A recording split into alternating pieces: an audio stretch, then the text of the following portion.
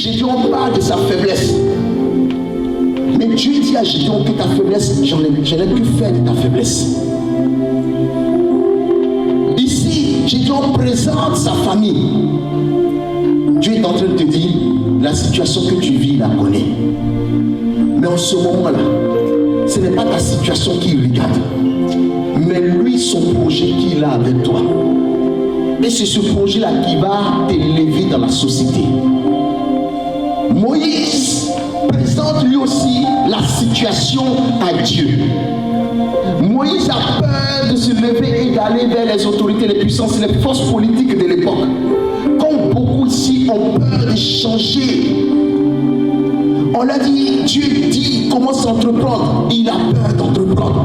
Parce que comment moi, je n'ai pas fait l'école, je n'ai rien fait, je ne peux pas aller devant une autorité pour parler. Et puis il y en a même qui ont des projets dans leur esprit, mais ils ont peur de sortir de leur zone de confort pour aller oser parler aux autorités, pour aller même s'affronter aux autorités, aux forces. Il y en a même qui disent qu'on est noir, donc comme on est noir en France, c'est déjà mort. Il y en a même qui disent à les enfants, il faut travailler parce que là où nous on est là, on ne peut même pas, parce que tu sais tu vas aller jusqu'à, mais arriver à certain niveau, tu es bloqué. Est-ce qu'on se comprend? C'est ce que Moïse dit. Il dit, je ne peux pas retourner en Égypte parce que où je suis en ce moment-là? Qu'est-ce que je vais aller dire à Pharaon? Pharaon a des magiciens. Pharaon a tout. Il a une armée, il a des magiciens. Mais moi, que pourrais-je dire à Pharaon pour libérer ton peuple? Dieu dit, je marcherai avec toi. Il dit, prends seulement ça là, va, je marcherai avec toi. Ta première recherche, c'est d'abord le Saint-Esprit. Et c'est par le Saint-Esprit que nous allons prophétiser. C'est par le Saint-Esprit que nous allons parler. Alors, on a appris plusieurs fois ici à créer une atmosphère prophétique, une atmosphère de succès. On devait arriver dans ces lieux, déjà à la maison, avec un esprit dégagé. Il y a une force qui est en nous, frères et sœurs. Cette force-là, elle est en chacun d'entre vous. Et c'est par la foi qu'elle se déploie. Il dit oui, c'est moi qui t'envoie et je serai avec toi. Il y a une force, cette force-là s'appelle Jésus-Christ de Nazareth. Et c'est par ta foi qu'elle va se déployer. Et vous savez ma définition de la foi. La Bible dit que la foi est la ferme assurance des choses dans lesquelles on espère la démonstration de celles qu'on ne voit pas. C'est d'appeler à l'existence des choses qui n'existent pas. Je vous dis la foi, c'est l'attitude. C'est une attitude. Ça veut dire que tu ne l'as même pas encore obtenue, que tu marches déjà comme si elle était déjà là. Et je vous ai déjà dit, chacun d'entre nous a une expérience à vivre avec le Seigneur. Mon expérience, c'est que je l'ai toujours expérimenté comme ça. Quand Dieu me dit, voici ce que je veux, je ne l'ai pas encore, mais que déjà je me comporte comme si je l'ai. Il y a aussi des choses qui peuvent arriver parce que ton esprit est convaincu que cette chose-là est là. Et la foi, c'est ça. Il dit, demande et ne doute pas que tu l'as reçu. Tu veux devenir riche, commence à adopter l'attitude de quelqu'un qui est riche. Tu veux guérir, commence à adopter l'attitude d'une personne qui est en bonne santé. Et automatiquement, ça veut dire que tu développes la foi. Tu as déjà accepté le fait que tu sois guéri. Tu as déjà accepté le fait que tu sois riche. Et c'est à partir de cet instant, la force qui est en toi, Jésus, s'appuie sur quelque chose de concret en toi. Il ne s'appuie pas simplement sur la lettre que tu as entendue. Et il agit promptement. Et tu vois le résultat physiquement. Toute parole prophétique a son appui pour l'accomplissement dans la foi. Alléluia. C'est le mot, les phrases que Jésus a dit, Dieu a dit à Gédéon. Oui, c'est moi qui t'envoie et je serai avec toi. C'est ce qui est resté dans le cœur de Gédéon. Et il s'est levé pour aller. Cette phrase-là engage la force de Dieu dans la vie de Gédéon.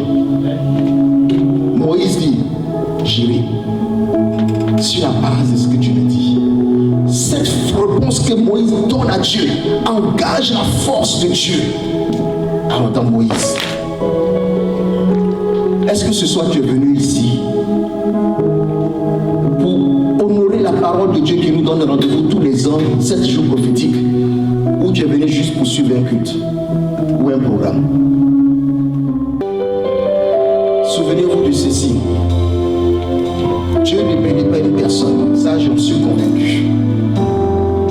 Dieu bénit un projet qu'il a avec une personne.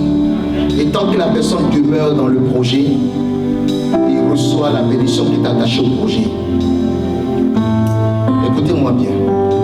Pour la simple raison que quand tu sors du projet de Dieu, la bénédiction s'arrête. Ça veut dire que ce n'est pas l'homme qui est béni, c'est le projet de Dieu qui est béni. Parce que si c'était l'homme qui était réellement béni, quand l'homme part, la bénédiction continue à le suivre. Même quand il s'égare, la bénédiction le suit. Mais c'est le projet que Dieu a avec lui qui est béni. Et tant qu'il reste dans le projet, il est béni. Le projet de Dieu pour ces 7 jours prophétiques, c'est d'élever des disciples. Ce n'est pas ton argent. Ce n'est pas ton besoin personnel. C'est parce que tu seras disciple du Seigneur que ton besoin est compris dedans. Est-ce qu'on se comprend? Ce que tu recherches, le travail que tu recherches, les papiers que tu recherches, l'élévation que tu recherches, tout ça c'est dans le projet de Dieu. L'erreur qu'on fait souvent, c'est d'abord de chercher, on pense que Dieu vient vers nous à cause de quelque chose qu'on lui a présenté. Non, c'est ce qui l'intéresse d'abord qui est là. C'est pour ça quand il demande à Salomon, il dit Salomon, demande-moi ce que tu veux, je vais te donner. Salomon comprend quelque chose, cette question que Dieu pose est pertinente.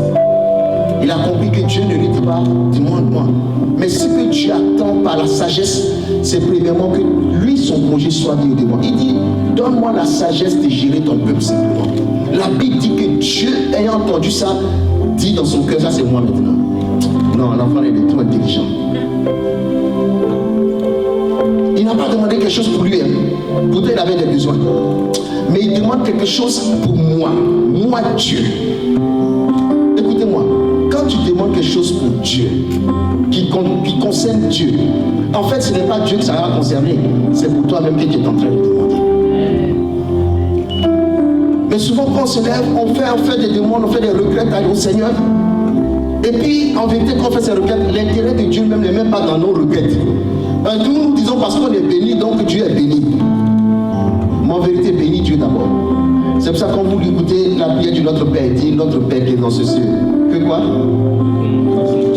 Ensuite quoi? C'est d'abord Dieu. Et ensuite nous sommes bénis tant qu'on demeure dans le plan de Dieu. Est-ce qu'on se comprend? J'ai dit souvent, c'est pour ça qu'il y a beaucoup dans nos églises qui ne sont pas bénis. Parce que leur intérêt n'est pas l'intérêt de Dieu. Cherche les intérêts de Dieu et automatiquement tu seras béni dans les intérêts de Dieu. Alléluia.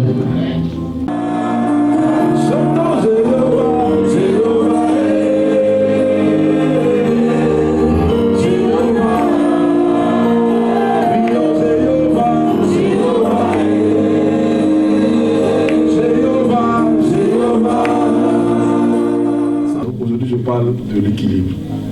Ouais.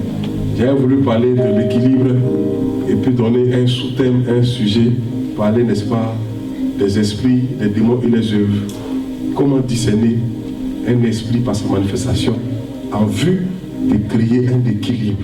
On a besoin d'être équilibré. D'accord? Alors, qu'est-ce qu'elle dit? On va dire ensemble. Écoutez, le mot est ici, en grec, ça traduit, c'est-à-dire. D'accord? Donc, on va le formuler. Bien-aimé, je souhaite que tu prospères à tous égards, c'est-à-dire que sois en bonne santé, comme prospère l'état de ton âme. C'est comme 2 Chroniques 7,14, quand il dit, si mon peuple qui est invoqué mon nom, prie, s'humilie et cherche ma face. Tout en sachant que prier et s'humilier, c'est quoi? Chercher la face, donc le et là, c'est-à-dire chercher la face de Dieu, d'accord? Donc il y a des transmissions. Bon, le temps ne permet pas pour pouvoir parler de tout ça. Mais bien aimé, je souhaite que tu prospères à tous égards, c'est-à-dire soit en bonne santé, comme prospère l'état de ton âme. Alors ce verset-là traduit l'équilibre. D'accord? Traduit l'équilibre. Alors, vous savez, dans le temps, les églises étaient dans les maisons. Donc, Gaius ici avait une église dans sa maison. Alors, les versets qui vont suivre, les versets 3 jusqu'au verset 6, 7, présentent un peu les points sur lesquels l'apôtre Jean s'est basé pour écrire à Gaius, pour lui transmettre ce souhait-là. En fait, c'est une condamnation. Généralement, qui a une fois souhaité ça à son frère? Jamais? Une fois quand même. Adieu, soit je souhaite que tu prospères à tous égards comme prospère l'état de ton âme. C'est une condamnation. Ça veut dire quoi? Oh, bien aimé, je souhaite que tu prospères à tous égards et sois en bonne santé comme prospère l'état de ton âme. Maintenant, j'explique comme un Ivoirien. Ça veut dire quoi? De la même manière, ton âme prospère. Hein? Que tu sois comme ça dans ton physique. Équilibre. D'accord? Alors, donc on va dire quoi? On va traiter un peu un petit sujet.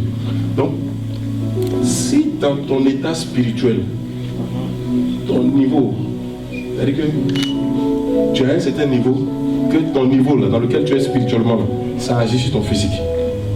Vous comprenez? Ok. Donc l'équilibre dont on parle, c'est physique et spirituel. D'accord? Mais qui va commencer d'abord spirituellement, envie d'influencer le physique. Donc Jean dit à Gaius, j'ai vu, c'est un certain nombre de choses. Au vu et au su de toutes ces choses-là, je constate qu'il y a une prospérité spirituelle que tu as.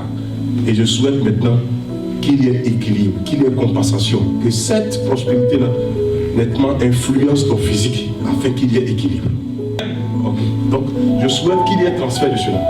Alors notre équilibre va commencer par notre état spirituel, avant d'arriver dans notre état physique. Donc, vous essayez de comprendre un peu, non? Donc, quand un jour tu as dit à quelqu'un, une soeur, ma soeur Josette, moi Josiane, je souhaite que tu prospères à tous éclats, comme prospère ton âme. Donc, de la même manière, l'âme, qui parle de l'âme, parle du spirituel. D'accord? Alors, donc, il lui dit, de la même manière, spirituellement, il y a une certaine prospérité. Qu'il y ait cette prospérité-là physiquement. Maintenant, ça m'amène à vous donner la définition de la prospérité. La prospérité, c'est être dans un état, d'un bon point. D'accord? La prospérité parle, si vous voulez bien comprendre la prospérité, c'est comme, vous avez des saisons ici, les arbres qui sont au bord d'arbres. Il y a des moments où ça fait pitié. Hein? Mais il y a des moments aussi où les fleurs apparaissent, où il y a la verdure qui apparaît. Tu sens que l'arbre même sourit, l'arbre est en joie. Et ça, c'est la prospérité. C'est être florissant. C'est quand les fleurs paraissent, quand il y a la verdure. Cet état-là parle de prospérité. D'accord? Le contraire, c'est la sécheresse. Alors, donc, quand il dit sois prospère, c'est-à-dire que de la même manière, ton âme est prospère. Et la prospérité aussi parle de développement, parle d'expansion et de croissance. Donc, de la même manière, il y a cette croissance-là spirituellement, qu'il y a aussi cette croissance-là physiquement. Alors, donc, ce qui m'amène à vous dire que notre équilibre d'abord part spirituellement. Si quelqu'un n'est pas une source spirituelle, il ne pourra pas avoir un équilibre dans son atmosphère. Et ça m'amène aussi à vous dire que le spirituel, notre spirituel influence notre état physique. Donc je gagnerais mieux à veiller sur mon état spirituel. Oui, parce que mon état spirituel, mon équilibre spirituel va rejaillir sur mon équilibre physique. Et ça, il y a tellement de preuves, qu'on peut utiliser, n'est-ce pas, pour vous les traduire. Regardez quelque chose. J'appelle un témoin. Le premier témoin que j'appelle, c'est Marc, le chapitre 5, à partir du verset 1. Le chapitre de Marc a été un chapitre vraiment très chargé pour Jésus. Il y a des chapitres comme ça qui ont été des chapitres chargés pour Jésus. Il vint auprès de Jésus et il vit le démoniaque, celui qui avait eu la légion, assis, vêtu et dans son bon sens. Et il fut saisi de frayeur. Nous, on va entourer dans son bon sens. D'accord? Alors, donc, mon exposé, je suis en train de parler d'équilibre. D'accord? Voici un homme ici qui a eu son état spirituel être influencé par une légion. D'accord? Et là, ici, juste après l'action spirituelle dans sa vie, la Bible dit qu'il est assis dans son bon sens. Le bon sens ici, ça veut dire que son état physique est posé.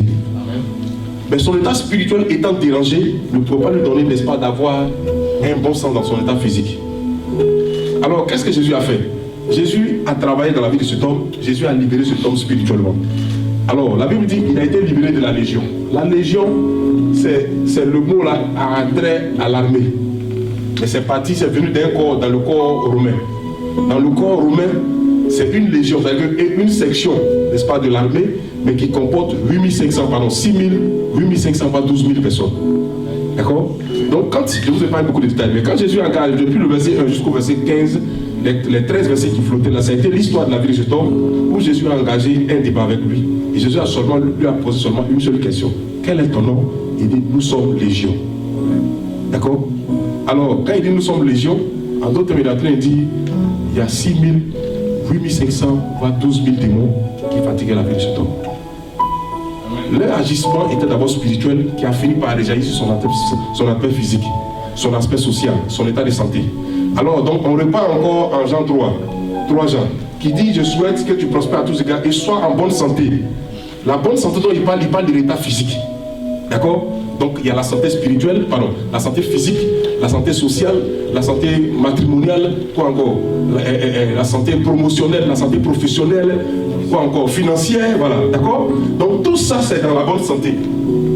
Mais, ça va être influencé par la prospérité de l'âme.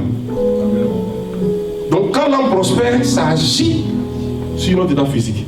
Alors, le monsieur l'a possédé par une légion de démons qui relève que son état spirituel avait été, n'est-ce pas, handicapé. Ça agit automatiquement sur sa vie sociale. Il a quitté sa femme, il a quitté ses parents, il a abandonné son entreprise, il a abandonné sa vie financière et pour finir, il vit au cimetière. Son état spirituel a agi sur son état physique. Donc, ça m'amène à vous dire que nous devons être beaucoup spirituels. Tout fils du royaume doit chercher à être spirituel. Mais posez-vous la question, pourquoi les gens deviennent sorciers? Pourquoi ils deviennent sorciers? Hein? Il y a une position spirituelle qui recherche d'abord. Quand quelqu'un devient rosicrucien, il y a une position spirituelle qui recherche. Pourquoi? Parce qu'ils savent que le spirituel influence le physique. C'est pour ça que quelqu'un peut constater que sa vie est gâtée, les sorciers ont gâté ma vie. Hein?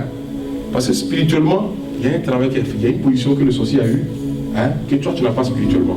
Et du coup, il t'a dompté et ça réjaillit sur ton côté physique. Et moi, dans mon exposé, je vais parler de la hiérarchisation, la hiérarchie des démons, la classification des esprits impurs. De la Bible, partant de la Bible, et basée sur cette expérience de la vie, et nous amener, n'est-ce pas, à comprendre comment, hein, dans le fond, dans notre atmosphère spirituelle, il y a toute une bataille, il y a toute une vie. Le spirituel est encore plus réel que le physique. Écoutez-moi, peut-être ça vous est déjà arrivé. Posez-vous la question, pourquoi dans les songes que vous avez, hein, quand on t'a tapé, tu te réveilles le matin, tu sens ça. Ça vous est déjà arrivé, non? Oui. Tu as un choc dans ton sommeil, tu te réveilles, tu sens ça. Ok, donc ça m'amène à vous parler un peu de la composition de l'homme.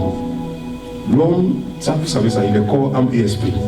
Le corps, c'est l'enveloppe qui abrite l'âme et l'esprit.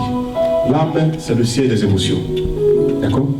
C'est pour cela que quand quelqu'un est touché émotionnellement, il a envie de se tuer. L'âme, c'est la personnalité de l'homme. D'accord? Généralement, on confond l'âme et l'esprit. Mais chaque partie, il y a une différence entre les deux. Donc le corps, il abrite l'âme et l'esprit. D'accord? Il n'est qu'une enveloppe. L'âme, siège des émotions. C'est pour ça que Jésus dit, à quoi sert-il un homme de gagner le monde s'il perd son âme? L'âme, c'est la personnalité. C'est le siège de toutes les émotions. C'est pour ça que quand il y a un choc émotionnel, d'autres se suicident. Tous ceux qui se suicident, c'est parti d'abord d'un choc émotionnel. Avant de réjaillir sur notre esprit. D'accord?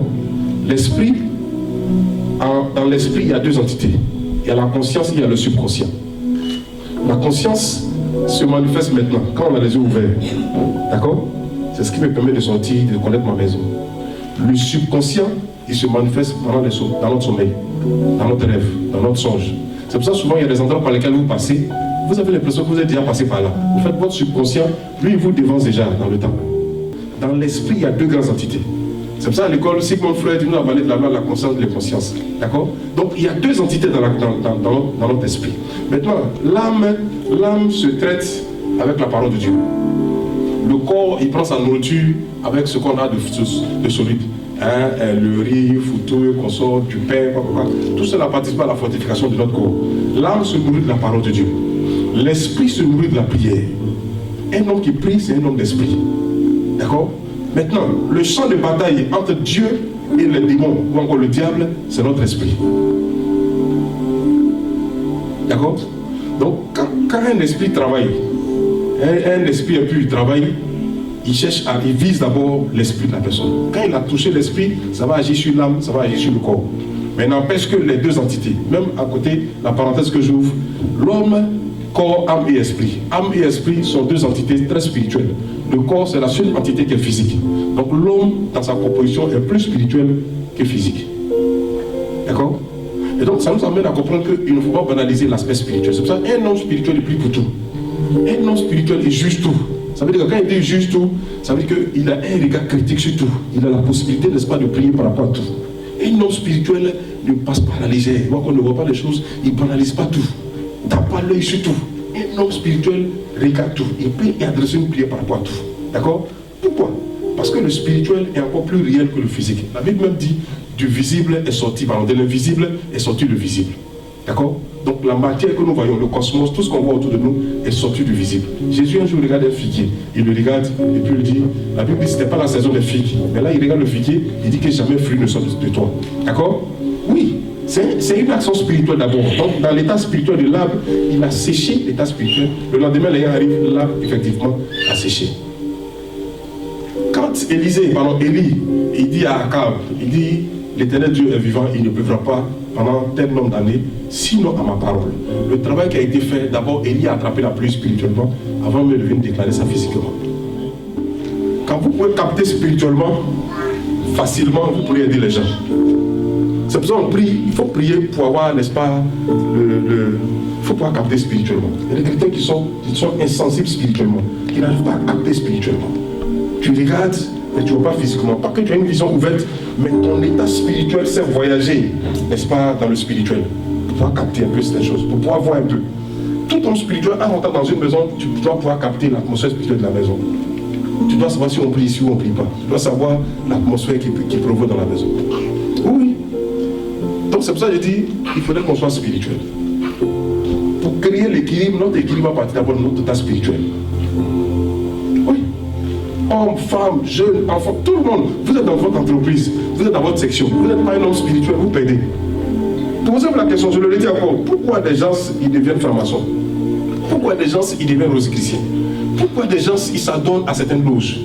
Ils cherchent une certaine position spirituelle parce qu'ils savent que s'ils ont ça, cette position spirituelle, ça va les jaillir physiquement. Regardez même nos gouvernants.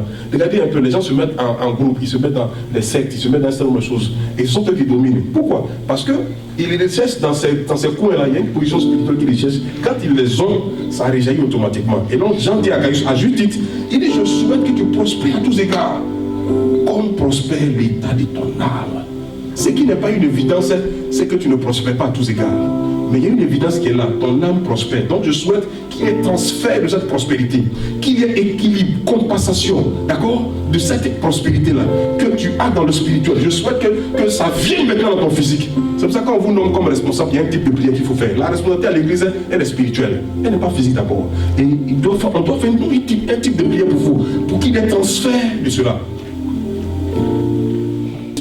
Et pendant que je priais un jour, je suis allé dormir. Juste après la prière, Dieu a transporté mon esprit, m'a envoyé à Abidjan. Abidjan, je suis né à Abidjan. Il y a un quartier qu'on appelle la Province de Rennes. C'est là-bas, moi je suis né. Et Dieu a envoyé mon esprit là-bas. On avait une grande cour là-bas. Je suis descendu dans la grande cour. Je regarde dans la grande cour, il y avait des caisses qui étaient alignées là. Plein de caisses qui étaient alignées. Je regarde la première caisse, j'ai vu un homme. Deuxième, j'ai vu une tante. Troisième, ainsi de suite. Et comme si la phase des oncles s'était arrêtée, et puis c'est la phase des petits-fils. Je vois un, je me vois deuxième. Dans la caisse, je n'ai pas oublié ça jusqu'aujourd'hui. Ça fait près de 25 ans en arrière. J'étais assis dans la caisse. Et ma main gauche était, il y avait une menotte qu'on avait mis. Les autres, ils étaient assis dans la caisse. Moi, à mon niveau, c'est en plus dans la caisse. Et j'ai une menotte à ma main qui est accrochée comme ça. Et quand je me suis réveillé, Dieu m'a dit, il y a une alliance qui a été faite par ton grand-père, avec la vie de tous ses enfants et de tous les petits-enfants. La caisse que vous voyez là, chacun est dans une prison. dit au pasteur Paul, il y a mon oncle qui m'a dit, bon, quand je dis au pasteur, il m'a dit, bon, de toute façon, parce que moi, j'étais un peu brillant, petit comme ça, brillant à l'école. Donc, il m'a dit, bon, de toute façon, personne n'a réussi dans la famille. Donc, mais cette parole, ça m'a fait mal, hein. Donc, il associe mon affaire de pasteur là. Non, on m'a dit, non, toi, tu étais fort à l'école, tu étais brillant à l'école, tu laisses, tu deviens pasteur. Bon, de toute façon, personne n'a réussi dans la famille. Donc, mais c'est tout ça là, la caisse. J'ai vu ma tante, jolie femme. Les gens défilent, mais elle n'a jamais connu le mariage. Elle est morte. La sorcellerie l'a tuée. Et un homme, il sort, il quitte au travail, il arrive. Le sang sort par ses narines. Il tombe. Il n'a pas le temps d'enlever même son costume. Il tombe. On sent qu'on l'étrangle. Pouf, il tombe, il est mort. Et un oncle a une maladie d'une journée. Le soir, il vomissait comme un mouton qu'on a nourri. Il est mort. Hey. Et j'étais dans la caisse. Si je ne traitais pas ça, mon état spirituel, je suis un pasteur, de même, quel que soit mon pastorat, je serai handicapé. Oh oui. Et il y a plein comme ça qui jouent avec l'état spirituel. Quand il y a un problème spirituel, tant que ce n'est pas traité, l'esprit qui est derrière là, si tu veux vivre 200 ans, tant qu'il n'est pas touché, il continue de se manifester. Il est là. Tu gagnes, mais ce n'est pas dans les 100% que tu gagnes. Tu vas gagner seulement que 10% ou encore 5%. À cause de la miséricorde de Dieu. Mais les 95%, tu ne gagnes pas. Il y a une loi spirituelle qui est là, qui travaille contre. J'ai quitté Abangourou. Je suis allé, j'ai pris le sable du lieu. D'ailleurs, dans le lieu, j'ai prié, j'ai fait tout pour dormir là. J'ai prié la nuit, je n'ai pas dormi. Prié la nuit. Je suis reparti à le sable. Je continue ma prière. Quand je fais un songe, je commençais toujours à avoir des réveils. Quand je fais un songe, c'est là-bas que je commençais. C'est là-bas qui a commencé à m'inquiéter, et puis j'ai commencé à appeler pour ça. J'ai dit, mais pourquoi chaque fois c'est là-bas? Il y a des gens, chaque fois dans leur songe, ils commencent tous dans le même lieu. Il y a deux choses, il y a deux compréhensions. Je ne suis pas là pour interpréter les choses, d'accord? Mais je veux élever votre esprit sur certaines compréhensions.